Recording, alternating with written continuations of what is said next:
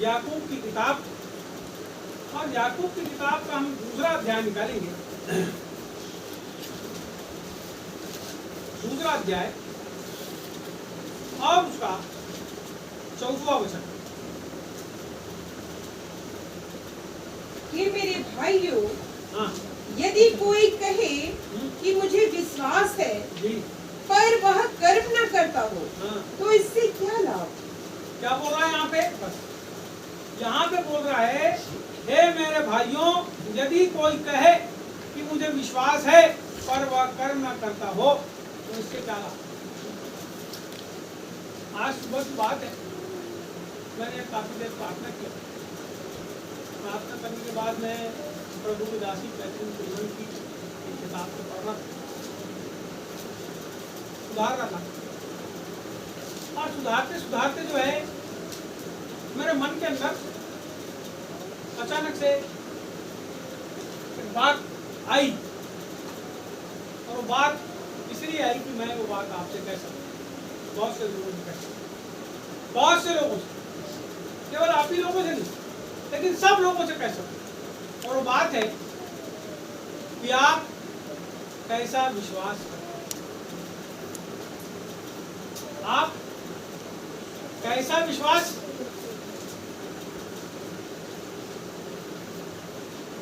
बहुत मुख्य प्रश्न है। आप बोल सकते हो कि मैं विश्वासी हूं, है ना?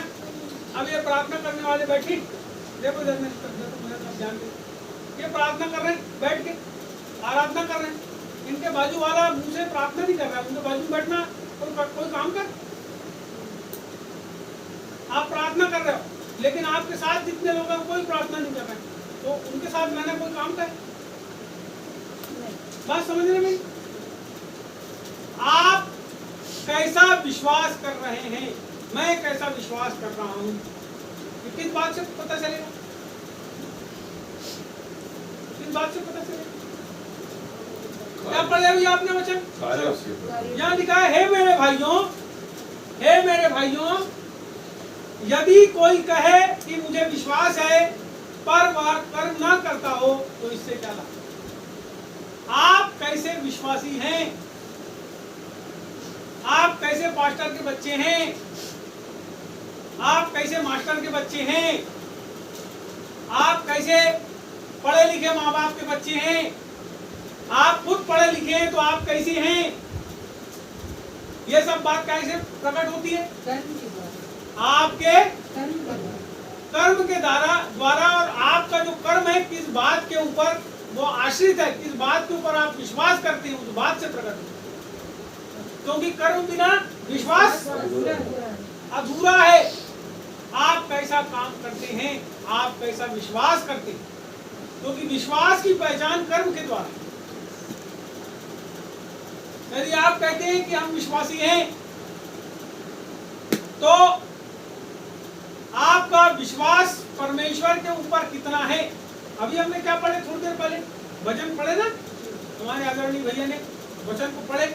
पहला वाला वचन मैं आपके सामने पढ़ूंगा। क्या लिखा है यहाँ पे? मैं यहोवा की दोहाई देता, मैं यहोवा से गिड़गिड़ाता हूँ, मैं अपने शोक की बातें उससे खोलकर कहता, मैं अपना संकट उसके आगे प्रकट करता हूँ। कितनी बात है? पहले पद में कितनी बात है? पढ़े आपने? अपनी बाइबल पढ़े? हेलो बाइबल वालों, कहाँ है तुम्हारा दिमाग? बाइबल पकड़ के बैठे हो, दिमाग कहाँ है तुम्हारा?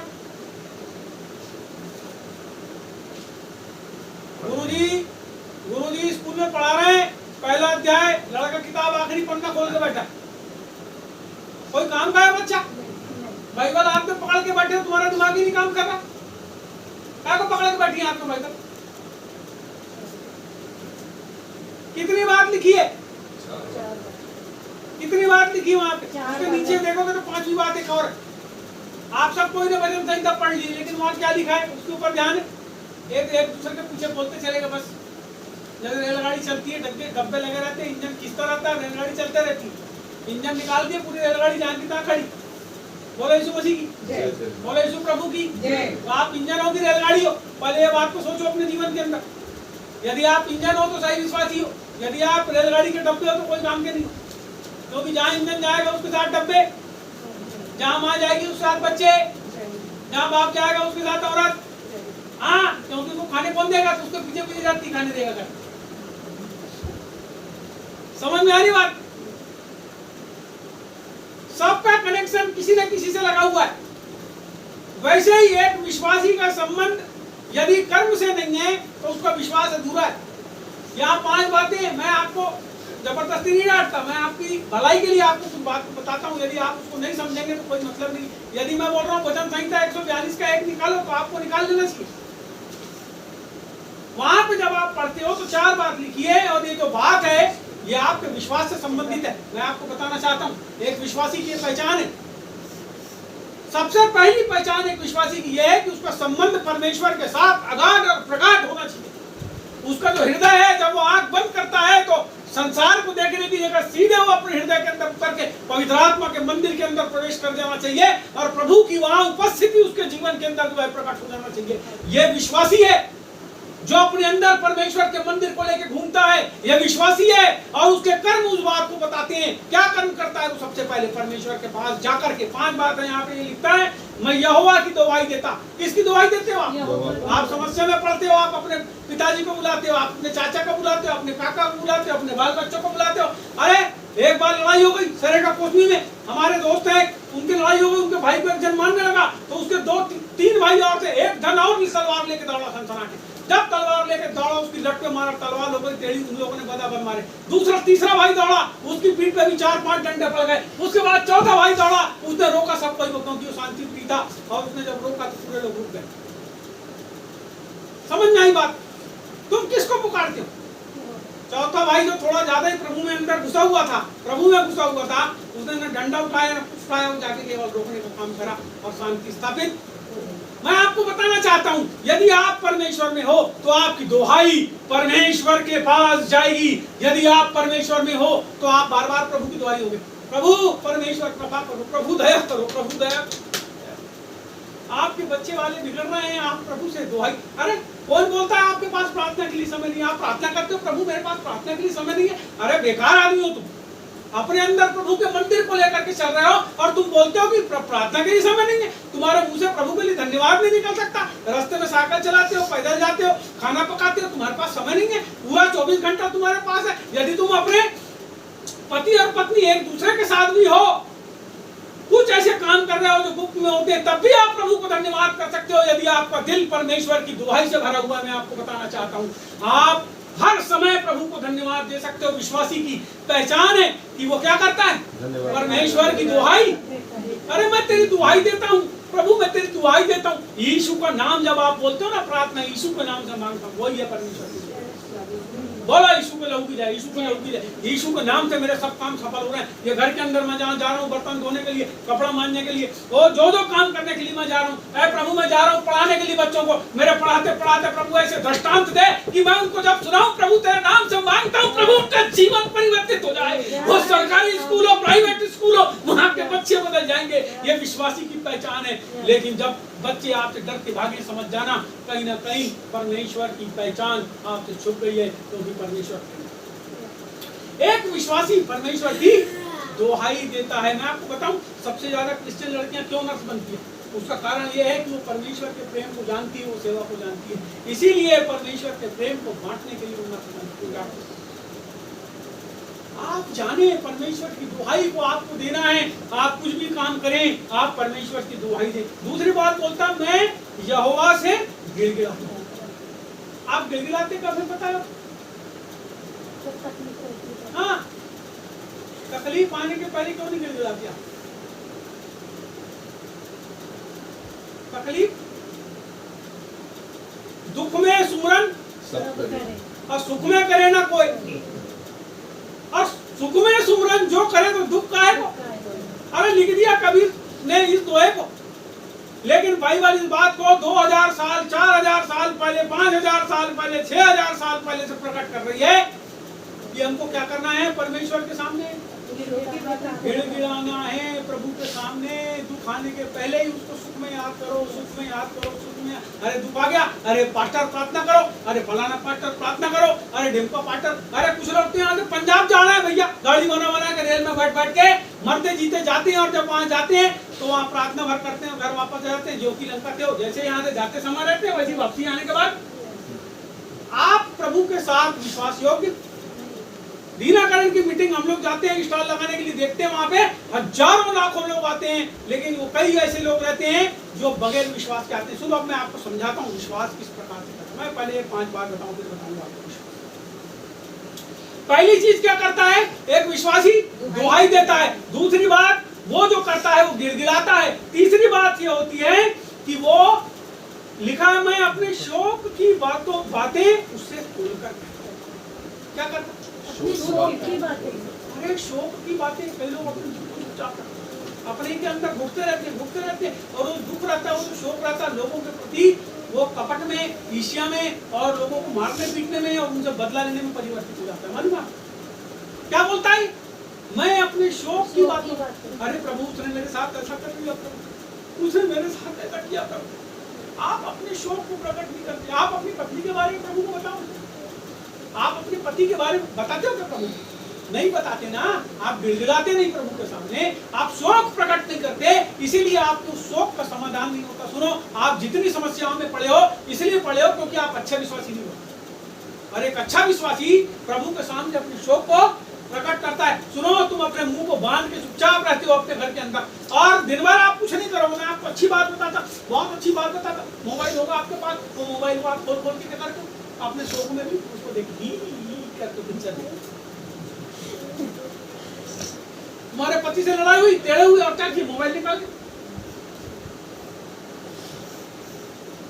बॉयफ्रेंड का लड़ाई हुआ, मोबाइल, गर्लफ्रेंड का लड़ाई हुआ, लड़ाई, छोटे छोटे बाल बच्चे, खाना नहीं बनाई मम्मी ने, चलो निकालो मोबाइल, खाना भी, भूख भी मर रही है बच्चों को। आपको पता है कारण क्या? हम परमेश्वर के नजदीक होंगे। यदि आप परमेश्वर के नजदीक रहोगे तो आप मोबाइल को एक तरफ रख के प्रार्थना करने लगेंगे।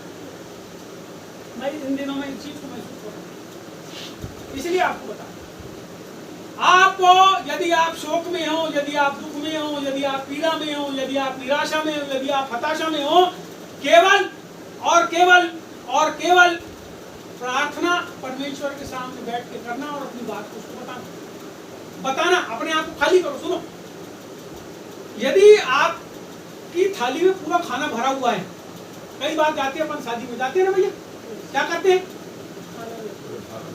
कितना निकालते हैं, जितना नहीं खाना उतना अच्छा भर लेते हैं, क्योंकि पैसा पटाएगा। प्रभु में आए तो पैसा पटाएगा क्या? प्रभु में आए तो पैसा पटाएगा कोई? क्यों नहीं? कोई किस्त देते हो छोड़ जाने की, कोई भरते हो कुछ किस्त विस्त? क्या लड़की कुछ पटाती पैसा देती यीशु मसीह को? नहीं देती। तो तूने क्या करी, थाली पूरी भर ली। अब थाली कैसी हो गई? सुनो, थाली कैसी हो गई? अब तुमको ये जो जितना निकाले हो तुमने उससे भी कहीं ज्यादा बढ़ के बहुत शानदार चीज जिसको तुम कई साल से खाना चाहते थे, वो तुमको आगे के टेबल में दिख जाएगी। फिर क्या करोगे? थाली कैसी है? और यदि तुमने उस खाने को उसमें डाल दिए, उस प्लेट में डाल दिए, तो क्या हो जाएगी? वो उसका पूरा स्वाद क्या करना पड़ता है मालूम है? क्या करना पड़ता है? कितने प्रकार के मटके होते हैं? 4 मटके होते हैं, उसमें से एक मटका मैं बता रहा हूँ। उस थाली को क्या करना पड़ता है? जब पूरी थाली खाली करोगे तब अपनी मनचाही वस्तु को आप पाओगे। उसी प्रकार जब परमेश्वर के पास आए हो, अपने अंदर का जितना दुख है, जितना कष्ट है, जितना जो कुछ है, सब निकाल के प्रभु के सामने रखो। सुनो, यदि आप विश्वास करने वाले हो तो कोई बात नहीं छुपाओगे। यदि आप अच्छे घर में एक परिवार में रहते हो, बाल बच्चे, पति पत्नी, सबको ही मिलकर माँ बाप के साथ रहते हो, तो आप क्या करोगे? अपनी बातों को छुपाओगे। यदि आप छुपाते हो इसका मतलब आप बेईमान। कैसे हो? कैसे हो? यदि आप अपनी बातों को छुपाते हो तो आप बेईमान हो, आप में ईमान नहीं है, उसके प्रति वफादारी नहीं है। उसी प्रकार से यीशु मसीह में जब आप आए हो तो क्या करना है? पहले दुआई दो। किसकी? परमेश्वर की। दूसरी बात, उसके सामने गिड़गिड़ाओ। तीसरी बात बोलता है अपनी सारी शोक की बात उसके सामने, अपना पूरा दिल खोल कर रखो, दिल खोल कर सब कुछ बता दो। जैसे मेरा एक दोस्त है, अभी उसका नाम नहीं लूंगा, यहीं बैठा है, क्या करता है वो? अपनी पत्नी को पूरी कहानी किस्सा घर जब आता है ना बाहर पूरी बता देता है, और उसके बाद जो बचता है, और मान लो कभी धोखे से मैं चले गए तो मेरे को पूरी बात बता देगा। क्या करता है? दिल खोल के। तो ये बात जब मेरे को बताना बंद कर दे और अपनी पत्नी को, और सीधे किसको बताना चालू करे, तो प्रभु क्या करेगा? बोलो साल्वेशन करेगा, उपाय करेगा। बोलो यीशु मसीह। समझ में आ रही बात समझ में आई? चलो चौथी बात में जाएंगे। यहाँ लिखा है मैं अपना संकट उसके आगे। अरे बाप रे, 20 लाख रुपए मेरे को लोगों को देना है, कहां से दूंगा प्रभु जी? क्या है संकट? अरे मैं तो अभी घबरा गया, मेरे पास पैसे हैं फिर भी मैं घबरा गया। अभी किताब छापने निकाल दी हमने, अब मैं ये बात को सोच के घबरा गया प्रभु, अब भी तो मैंने इतने लाखों लाख 20 लाख रुपए मैंने लोगों को फंसाया प्रभु, और कर्जे से मुझे 2 महीने पहले मेरे को किया, अब 20 लाख रुपए परमेश्वर तुमने पटाने के लिए ताकत दिया, फिर से मेरे ऊपर प्रभु अब कर्जा। मैंने प्रभु को बता दिया पहले, प्रभु फिर से। अरे बता दो, इसके पहले कर्जा आए तुम्हारी मुंडी पे, पहले किसको बता दो? इसके पहले की समस्या आए, पहले किसको बता दो? तुम बताते थे नहीं, इसलिए समस्या आती। बोलो यीशु मसीह। इसलिए जय नहीं कि समस्या आती है, इसलिए जय कि वो उस समस्या को दूर कर सकता है, फिर भी हम उसको, इसलिए जय कि हम उसको बताएंगे तो हम जाएंगे। प्रभु जय, हर समय प्रभु जय है, मृत्यु जय। बोलो यीशु मसीह। अब 5वीं बात यहाँ पे लिखा है, जब मेरी आत्मा मेरे भीतर से व्याकुल हो रही थी तब तू मेरी दशा को जानता है। व्याकुलता। 5वीं बात क्या है आपकी? जब आप ये 4 बात को आप परमेश्वर के साथ बांटते हैं तो परमेश्वर एक चीज को और देखता है। वो क्या होती है? व्याकुलता। क्या होती है वो हमारी मनोदशा होती है। व्याकुलता, हम छटपटाते रहते, छटपटाहट रहती। छटपटाहट को क्या करता है परमेश्वर? आपके जीवन में कभी छटपटाहट रहती है? आपके जीवन में छटपटाहट रहती है? आपके जीवन में छटपटाहट रहती है? आपके जीवन में छटपटाहट, घबराहट रहती है? आपके जीवन में छटपटाहट रहती है? आपको पता है आप ये 4 काम नहीं करते, इसलिए छटपटाहट रहती है। हम अच्छे विश्वासी नहीं। हमारा विश्वास कैसा होना चाहिए?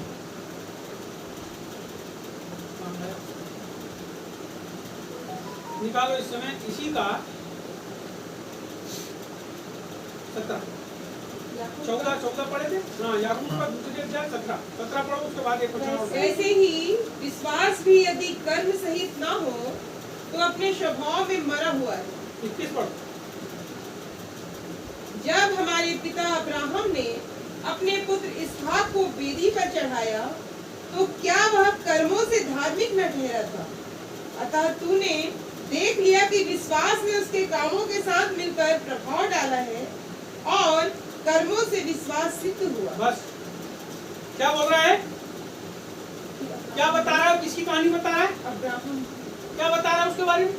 इसहाक को वेदी पर चढ़ाया। अरे कितनी सुंदर वो व्याख्या है, कितनी सुंदर बाइबल के अंदर वो घटना है। आप यदि उसको नहीं सुने तो सुनिए, बहुत अच्छी है वो।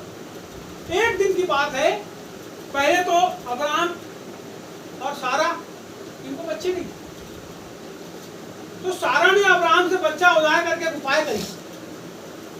किसने उपाय करी? सारा ने। दोनों मेरी बात समझना, हम लोग भी ऐसी करते हैं अपने विश्वासी जीवन।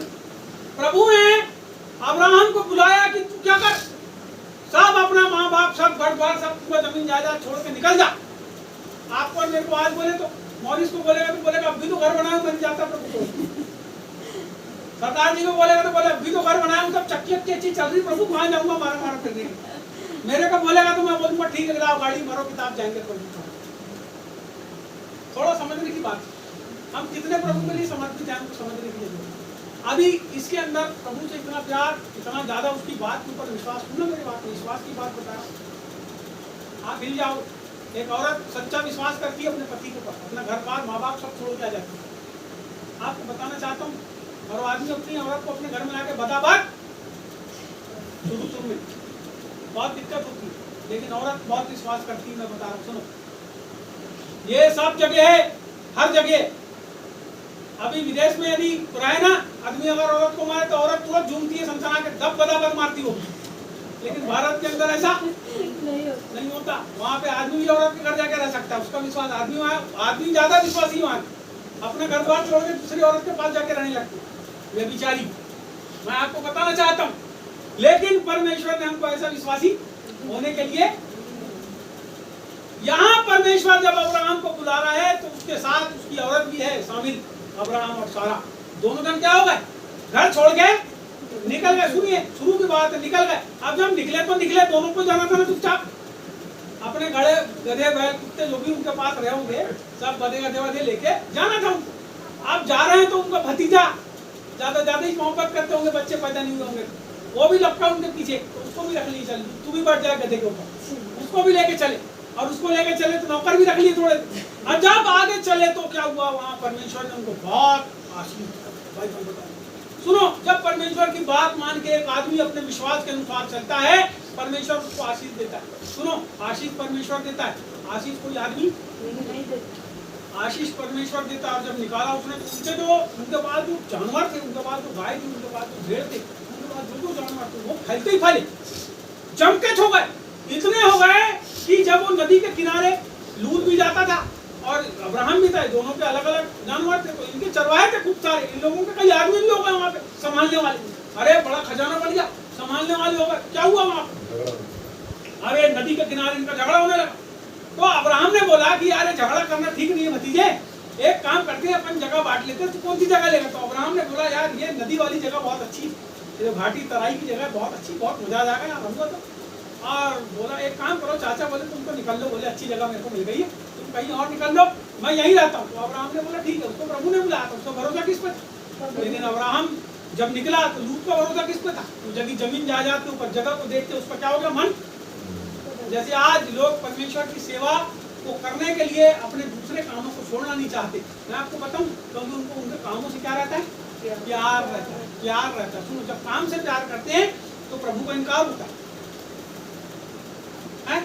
किसी ने बनाया था, बोले कोई बीवी से करे प्यार तो प्रेस्टीज से कैसे करे इनकार। बहुत साल पहले हम छोटे छोटे थे तो याद आया मेरे को, कोई बीवी से करे प्यार तो प्रेस्टीज का कैसे करे, तो कोई नौकरी से करे प्यार, कोई धंधे से करे प्यार, कोई बिजनेस से करे प्यार, तो प्रभु को कर दे वो इनकार। प्यार करता है ना अपने बिजनेस से, अपने धंधे से, तो क्या करता है प्रभु का, अरे जानते उधर प्रार्थना, बोले अगले सप्ताह जाएंगे, अभी नहीं जानते। क्यों, विश्वास है नहीं है, अभी तुम्हारे नंबर कटे हुए हैं, तुमको अपने नंबर अभी 5 पे पहुंच गए हो, तुम 35 करोगे तब थोड़े थोड़े पास हो, 40 करोगे तो पूरे पास होगे। क्यों वारिस, 40 में पास होते ना आजकल, 40 में पास हो। आपको नंबर बढ़ाना पड़ेगा, तुमको परमेश्वर के काम करने में आगे बढ़ना पड़ेगा, तब नंबर मिलेंगे। क्योंकि विश्वास कर्म के बगैर कैसा है, यहाँ बाइबल बोलती मरा हुआ, अरे तुम कहाँ अधूरे के चक्कर में पड़े, मरा हुआ है बोलती, मरा हुआ है, अधूरा अधूरा नहीं है। कोई पति पत्नी थोड़ी ना, औरत मर भी गई तो दूसरी शादी कर लेगा, वैसा नहीं है हिसाब किताब। यहाँ कर्म बिना विश्वास मरा हुआ है, उस विश्वास को जिलाना पड़ेगा आपको। मैंने आपसे पूछा ना शुरू में एक बात, आप कैसा विश्वास करते। सुनो, अब अब्राहम निकला, पैसा वैसा सब हो गया, सब अच्छा हो गया। अब इसकी औरत ने क्या करी, बोले बच्चे पैदा नहीं हो रहे तो अब मैं उपाय करती हूँ। किसने उपाय करा, बच्चे नहीं हो रहे तो उपाय किसको करना था, उपाय किसने किया, जब सारा ने उपाय करी तो अपनी दासी को उसको दे दी, बोले ले इसके साथ प्यार मोहब्बत कर, किससे बच्चा पैदा। सुनो, कितने बच्चे हुए मालूम है आपको, और कितनी दासी शादी कराओ, 2 से करो। सुनो मेरी बात, कितने बच्चे हुए अब्राहम, एक दासी शादी किया ना, कटूरा एक दासी शादी करा, उसकी एक और कटूरा से लड़का पैदा हुआ, और वो इतना ज्यादा विरोधी हुआ कि आज तक विरोधी है, आज तक वो जमाने से आज तक विरोधी। जब अब्राहम को परमेश्वर ने सारा के द्वारा उसका वास्तविक बच्चा दिया तो क्या हुआ, वो दोनों की लड़ाई होने लगी, वो मारता पीटता था। तो उसने क्या किया, उसको बोला एक काम करो, सारा ने बोली इसको ले जाए, दासी को ले जाए उधर रेगिस्तान में छोड़ के आ जाओ, वो छोड़ के आ गया। वो एक लंबी कहानी, उसको भी अपन बात नहीं।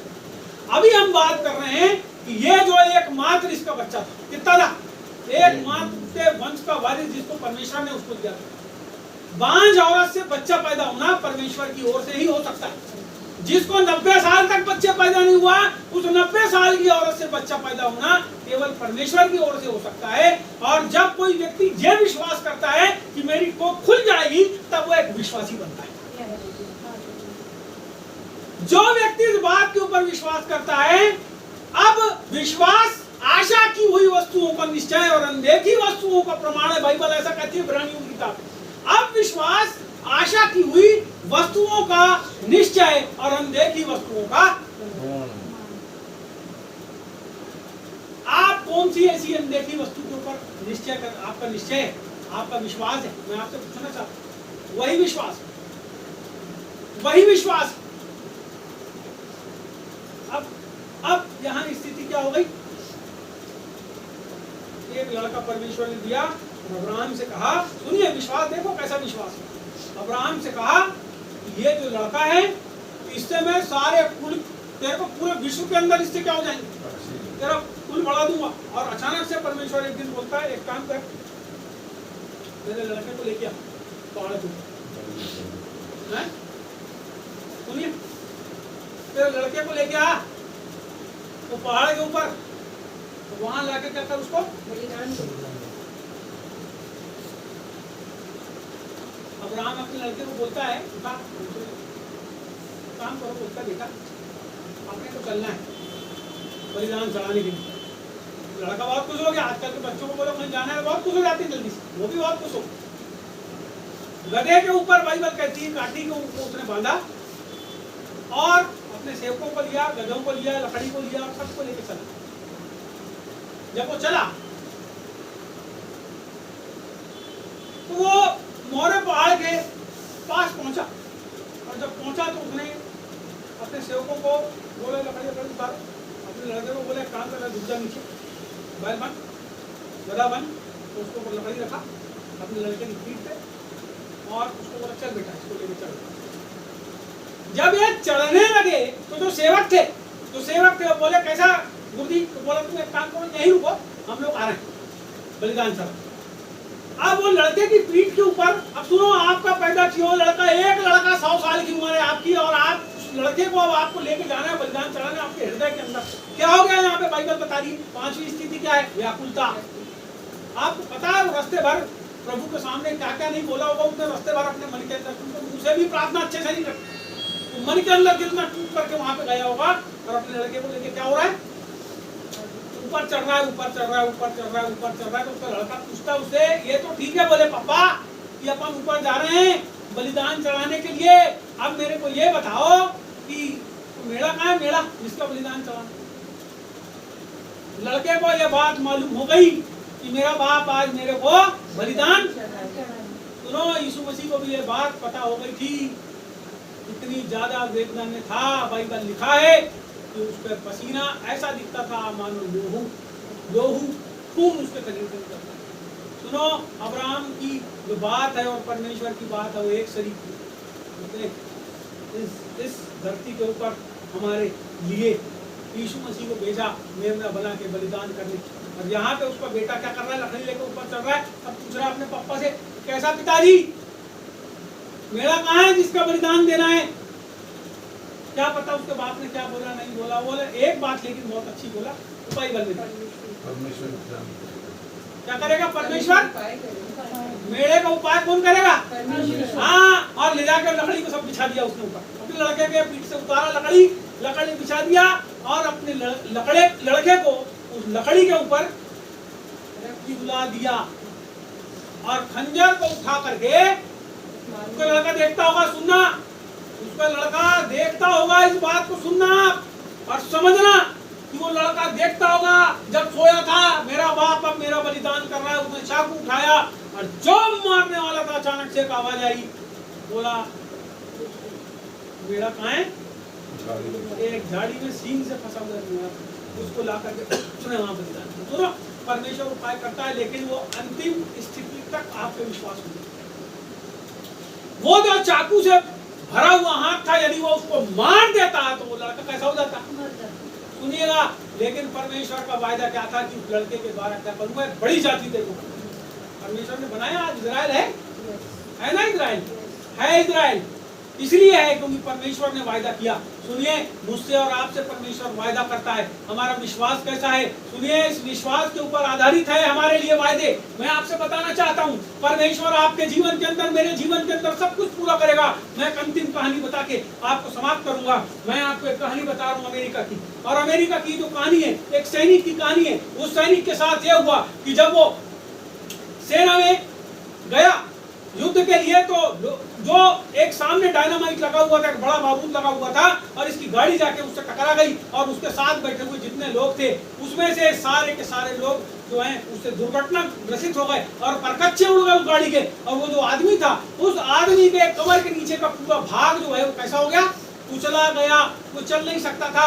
वो उसके जो पैर थे वो इतने ज्यादा सुन्न हो गए थे कि चल नहीं सकते थे। ये जो दोनों पैर के जॉइंट होता है ना ऊपर एक, वो जॉइंट तक उसका कुचला गया था, और वो पड़ा हुआ था, और कई साल तक वो जो है वो अपना उपचार कराता रहा। उसके 51 ऑपरेशन हुए, और उसके बाद उसकी स्थिति ऐसी थी कि उसको लगता था मैं मरूंगी। उसकी स्थिति बहुत खराब थी। एक दिन उसने अखबार के अंदर पढ़ा, उसने ये पढ़ा अखबार के अंदर कि यहाँ पर जो है, कहीं पर जो है, यहाँ से 100 किलोमीटर दूर पर जो है एक सभा होने वाली है, और उस सभा के अंदर प्रभु की एक दासी आएगी और वो प्रार्थना करेगी। तो इसके मन के अंदर ये बात आई कि मेरा परमेश्वर मेरे को सुधार सकता है। यदि मैं वहां पे जाऊंगा तो मेरा परमेश्वर मेरे को सुधार सकता है। सुनिए, उसके जो बच्चे हैं वो 11 साल तक बिस्तर में पड़ा रहा। वो आदमी एक भी समय वो उठा नहीं, और 11 साल तक बिस्तर के अंदर पड़ा रहा। और क्या हुआ, 11वें साल में जब वो अस्पताल के अंदर था, तो वहीं पर उसको ये खबर मिली कि वहाँ एक सभा होने वाली है। उसने मन के अंदर ठाना कि जब मैं वहां पर जाऊंगा तो परमेश्वर मेरे को क्या कर देगा? चंगा कर देगा। और ये आदमी 100 मील का सफर करके एक बस में बैठ करके, 2 लोगों ने उसको उठा करके उसमें बिठा करके उसको ले गए। वो चलते नहीं बनता था, बगैर उसके सहारे के तो बिल्कुल उसको उठा के चलाना पड़ता था। बैसाखी भी उसके हाथ के नीचे लगा दिया, उसको लेके गए। और जब वो पहुंचा उस स्थान पर, जिस स्थान के अंदर में वो सभा होने वाली थी, तो वहां पे क्या हुआ, जब ये पहुंचा तो उसने देखा पूरा भीड़ खचाखच भरा हुआ, अंदर कोई जगह नहीं है, कुछ नहीं। मैं कैसे प्रभु अंदर जाऊं जिससे मैं चंगा हो जाऊं? सुनो, उसके पैर नीचे काम नहीं करता, पैर ऐसे हिलते भी नहीं थे, कोई ऐसे पैर हिलते भी नहीं थे उसके। क्योंकि क्या हुआ, वो हिलाने वाली पूरी जो प्रणाली थी उसकी क्या हो गई थी? कुचला गई थी। बम के विस्फोट से कुचला गई थी। उसकी हालत इतनी खराब थी, 51 ऑपरेशन हुए थे। जब उसको वहां लेके गए, अब क्या हो रहा है कि उसने देखा वहां जगह नहीं है। तो अचानक से एक लेडीज जो थी, जो वहां बैठी हुई थी, वो बाहर आई। बोले एक काम करिए, आप मेरे स्थान पर बैठ जाइए। बोले फिर आप क्या बोलती है? मेरे को प्रभु ने चंगा कर दिया, आप वहां बैठे। उसके लिए परमेश्वर ने उस जगह को खाली किया। लेकिन जब वो वहां जाके बैठा तो बड़ी पावरफुल आराधना हुई। और आराधना के बाद जब वो प्रचारिका कैथरीन कुलमन वहां पर पहुंची, तो वो खड़े होने के बाद, मंच के ऊपर आने के बाद एक बात को बोलती है कि आज जो सभा है, ये चमत्कारिक सभा नहीं है, मिरेकल सभा नहीं है। आज मैं किसी के लिए प्रार्थना चंगाई के लिए नहीं करूंगी, आज मैं केवल आत्मिक चंगाई के लिए प्रार्थना करूंगी। और वो कहता है, हे प्रभु, मैं 100 किलोमीटर दूर से वहां से यहाँ पर इसी बात के लिए आया कि तू मेरे को क्या करेगा? चंगा करेगा। और प्रभु तेरी दासी ऐसा कहती है कि ये सभा नहीं होगी, लेकिन परमेश्वर फिर भी मेरे को निश्चय है कि तू मेरे को क्या करेगा। और वो बोलता है कि मैं जब तक 3 घंटे तक वहां बैठा रहा, तब तक मैं दुखी होता रहा। मैं इतना ज्यादा दुखी हो गया कि मैं क्या बताऊं। और वो पूरा प्रचार करती रही, और वो बताता है कि वहाँ 50-60 लोगों ने अपना जीवन आखिरी में प्रभु को दिया अल्टर काल में। और जब अंतिम स्थिति पे पहुंची और उसने बोली, आई अब हम आखिरी प्रार्थना करें, तो मेरा दिल भर गया। जब उसने ऐसा कही कि आइए हम अंतिम प्रार्थना करी, वो अपंग आदमी जो चल नहीं सकता, जो पीछे से पूरा का पूरा कोई काम करेंगे, उसके 3 बच्चे उसके घर में, उसके बच्चों ने कभी उसको चलते हुए नहीं देखे, क्योंकि जब वो पैदा हुए 3 साल के बाद से 14 साल 15 साल के बच्चे हो गए, लेकिन उनने उसको चलते नहीं देखे। उसका बाप नीचे तहखाने में पड़ा रहता था, उन बच्चों का बाप। कभी उन लोगों ने अपने बाप का सुख नहीं भोगे, और वो बच्चे जो हैं वो घर में हैं, और ये अपने बच्चों के पास जाना चाहता है, और फिर से वापस मैं उस स्थिति में जाऊंगा, ऐसा सोच के वो बड़ा दुखी हो रहा है। और क्या हो रहा है, जब वो वहां बैठ के प्रभु का इंतजार कर रहा है, तो अचानक से अंतिम प्रार्थना के पहले वो कैथरीन कुलमन रुक गई। और उसने उस सभा में जब हजारों लोग प्रार्थना की अवस्था में थे, उसकी ओर ऐसे करके उंगली उठाई और उसको बोली, है भाई आप अमुक जगह से आए हैं? उसने कहा हाँ। उसने बोली, यीशु के नाम से खड़े हो जाओ।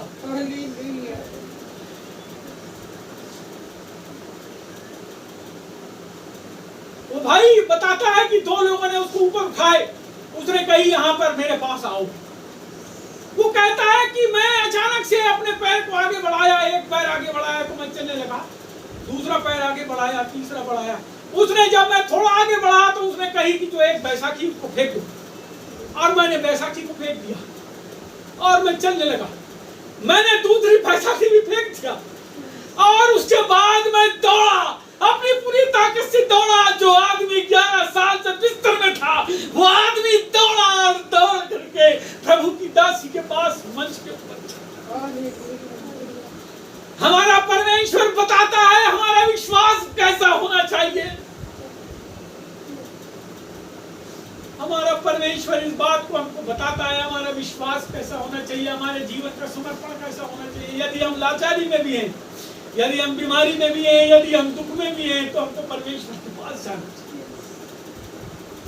हम किसी भी अवस्था में रहे, कोई शर्त हमारे जीवन की उसके लिए मायने नहीं रखती, लेकिन हमारा समर्पण जब उसके ऊपर होता है, जब हम अपने विश्वास को उसके ऊपर करते हैं, वो समय होता है हमारे जीवन के तमाम पहाड़ और पहाड़ियां सब उखड़कर समुद्र में जा गिरते। कैथरीन कुलमन उस आदमी से कहती है, मेरे भाई तुझे चंगा करने वाली मैं नहीं हूं, मुझे तो तेरे बारे में पता भी नहीं था, लेकिन तुझे चंगा करने वाला परमेश्वर है, उसी के ऊपर अपने भरोसे को बनाए रख। मैं आपसे बताना चाहता हूं, यहाँ बाइबल कहती है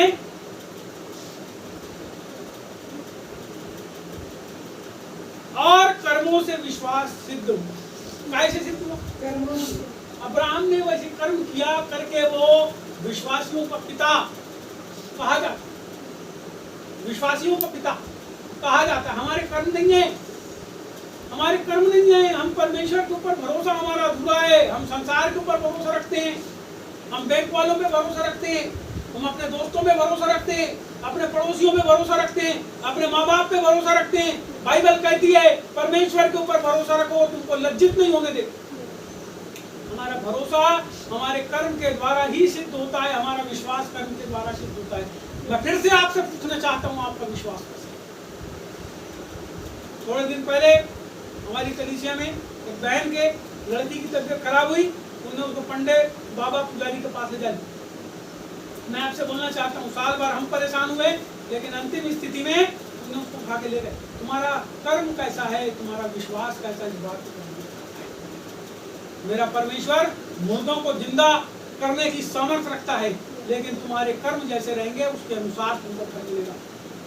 हमारे विश्वास कैसा परमेश्वर के ऊपर।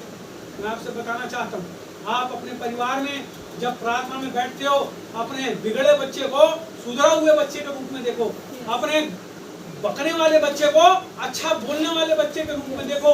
तुम्हारा विश्वास उसको ऐसा बना देगा। परमेश्वर के पास ये काम करना चालू करो जो वचन संहिता की किताब में लिखा है, जिसको भी आपने पढ़े वो काम करना चालू करो, अपने दिल को खोलना चालू करो। मैं आपसे बताना चाहता हूँ, पंडित धर्म प्रकाश शर्मा के बारे में एक अंतिम बात बताऊंगा और समाप्त करूंगा। ये अंतिम गवाही आपको बताऊंगा, समाप्त करूंगा। पंडित धर्म प्रकाश शर्मा राजस्थान पुष्कर का रहने वाला व्यक्ति, भारत की प्रधानमंत्री माननीय इंदिरा गांधी जी के साथ उठने बैठने वाला आदमी, महात्मा गांधी के साथ स्वतंत्रता संग्राम आंदोलन में भाग लेने वाला व्यक्ति, और वो व्यक्ति राजस्थान का मुख्यमंत्री होता है यदि प्रभु के पास नहीं आता तो। मैं आपसे बताना चाहता हूँ उसकी गवाही। वो व्यक्ति ने को सपने में एक लड़की दिखती थी, एक दरवाजा खुलता था और एक लड़की उसको दिखाई देती थी, और बार बार वो लड़की दरवाजा खुलता था और वो लड़की दिखाई देती थी। एक दिन की बात है, वो बाजार से जा रहा था और ये फिल्म स्टार पिक्चरों में काम किया इसने, फिल्म स्टार दिलीप कुमार के साथ काम किया इसने और कई पिक्चरों में काम किया। तो जब ये जा रहा था रास्ते से तो वो लड़की उसको दिखाई दी, सांवली सी लड़की थी, सफेद साड़ी पहनी हुई थी। इसने उसको देखा और जब देखा तो इसने बोला तो वही लड़की है, सपने में मेरे को दिखती। वो उसके पास गया, सुनो पंडित है, पंडित है, बड़ा ऊंचे परिवार का पंडित है, बड़े खानदान का पंडित है, और पुष्कर का जो ब्रह्मा मंदिर है उसका वो पुरोहित भी होता, लेकिन वो सबको छोड़कर प्रभु के पास आया। सुनिए, उसकी जो औरत थी जिसको उसने देखा उसके पास गया और जाके बोला तुम उससे शादी करोगे? सीधे जाके उससे पूछ रहा, पहली बार वो लड़की को देखा, जाके बोलता है तुम उससे शादी करोगे? बोलती नहीं आप कौन हो? अचानक से आके कैसी बात कर रहे हो आप? कौन हो आप? कहता है वो काली, उसका कलर बहुत गोरा नहीं, काली लड़की, सांवली लड़की और दिखने में वही बड़ी, क्योंकि फिल्म स्टार आदमी, वहां पे एक से उसने हीरोइन देखा हो। आप वो देखा उसको, लेकिन उसने बोला दिखती सपने में, जरूर कोई बात उससे शादी करो, उसके पास जाके सीधे बात क्या बोलती है, आप एक काम करिए, आप मेरे घर में आइए, मेरे माता पिता से बात करिए, मुझसे ऐसी बात रस्ते में और वो चले गए। ये उसको ढूंढते ढूंढते उसके घर पहुंचा, उसके माँ बाप से बात किया। जब उसके घर गया तो क्या पता चला कि वो ईसाई। अब यह पंडित है और वो ईसाई।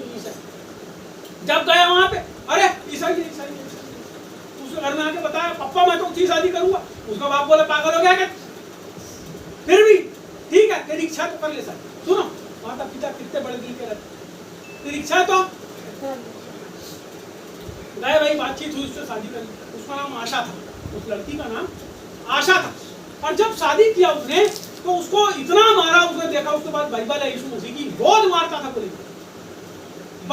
बराबर मारे उसको रोज, यीशु मसीह के कारण वो कुछ नहीं बोलती थी। उसको मारा पीटा, बाम लगा ले, वो जाके अपने सास ससुर की सेवा करे, खाना बनाए, सब इतने सारे नौकर चाकर, फिर भी क्या करती थी? जब वो तैयार होता था, नहाता था, 10 बजे ऑफिस जाने वाला रहता था, बिरला की कंपनी में बहुत बड़ी पोस्ट के ऊपर था वो। जब वो जमीन पर बैठता था, वो सोफे बैठता था, तो वो उसके पैर के जूते उसके पहनाती थी अपने हाथ से लाके, उसका ब्रीफकेस उसके हाथ में देती थी, कार में निकाल के पकड़ती। एक दिन की बात, उसका रूटीन था, रोज मारता था उसको, रोज परेशान करता था। और एक दिन की बात है, तो बताता है अपनी गवाही में, एक दिन उसी भांति से वो मेरे को जूते पहना रही थी, और जूता पहनाते मेरे को एक बात बोली,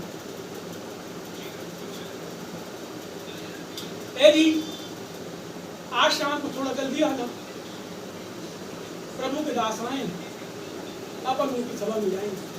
उसने जैसे ही ये शब्द बोली, वो कहता है कि जिस हाथ से वो वाला जूता, नोक वाला जूता मेरे को पहना रही थी, और जिस हाथ से वो लेग मार रही थी, उसी पैर से मैंने उसको एक लात मारा।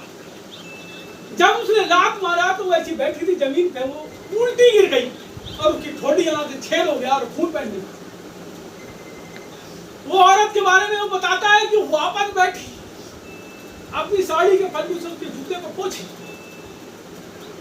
उसकी लेस को वापस बांधी, और एक हाथ से पल्लू को दबा के ब्रीफकेस पकड़ के कार में ले जाके बिठा दी। और जब कार चालू हुई और जाने लगी तो फिर से कही, ए जी प्रभु के दास आए, चल दिया था। वो कहता है कि मैं भारत के बहुत बड़े बड़े लोगों के साथ उस दिन मीटिंग में बैठा, लेकिन मेरा मन नहीं लगा। मैं सोचता रहा कि जिस औरत को मैंने इतना मारा, इतना प्रताड़ित करा, इतना परेशान करा, उसके मुंह को फोड़ दिया, वो औरत अभी भी मेरे ऊपर अपने पेट में दिखा रही है। तो जब वो औरत ऐसी हो सकती है तो उसका प्रभु कैसा है? इस एक बात ने उसकी जिंदगी को बदल दिया। हमारा विश्वास हमारे कर्मों के द्वारा दिखता है। हमारा विश्वास परमेश्वर में कैसा है, दुखों में कैसा है, कष्टों में कैसा है, मुसीबत आती है उस समय कैसा है। आप तो केवल सुख में ही उसका नाम लेना चाहते हो, लेकिन बाइबल कहती है, अरे धन्य वो लोग छत्तीसगढ़ के वो आदिवासी जिनके गड़े हुए मुर्दों को लोग निकाल निकाल कर फेंक रहे हैं। धन्य वो लोग जो अपने विश्वास के कारण सताए जा रहे हैं। और हम लोग मध्य प्रदेश के लोग अच्छे से अपने घर के अंदर बैठे हैं, सोफों के ऊपर बैठे हैं, और हमारे मुंह से प्रार्थना तक नाश होने वाले लोगों के लिए नहीं निकलती, और हम कहते हैं हम विश्वासी हैं। मैं आपसे कहना चाहता हूं, अपने विश्वास का प्रमाण दो और बताओ आपका विश्वास कैसा है। मैं आपसे आज कहना चाहता हूं, बताओ आपका विश्वास कैसा है।